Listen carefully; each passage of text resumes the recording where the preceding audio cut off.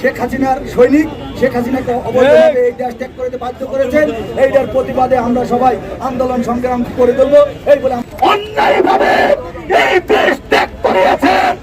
আজকে তত্ত্বাবধায়কের প্রধান ডক্টর ইউনূসকে সুদখোরকে যে বাংলাদেশ আওয়ামী লীগের নেতা কর্মীদের বিভিন্ন জায়গায় অন্যায় অত্যাচার বাড়িঘর এবং লুটপাট করা হচ্ছে। হিন্দুদের মন্দির এবং হিন্দুদের বাড়িঘর লুটপাট করা হচ্ছে।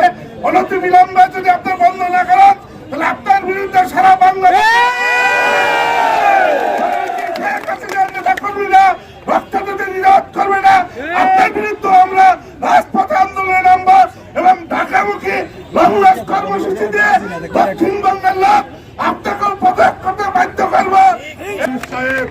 আপনি শিক্ষিত মানুষ, যে বৈষম্য, যে নির্যাতন সেটা বাংলাদেশের আওয়ামী লীগের নেতৃবৃন্দের উপরে হচ্ছে এবং হিন্দুদের উপরে হচ্ছে, লুটপাট হচ্ছে। অনতিবিলম্বে আপনি এবং আপনাদের দোসররা এগুলা সঠিকভাবে বিচারের আওতায় আনবেন, না হলে আমরা সারা বাংলাদেশের অসহযোগ আন্দোলন দিব।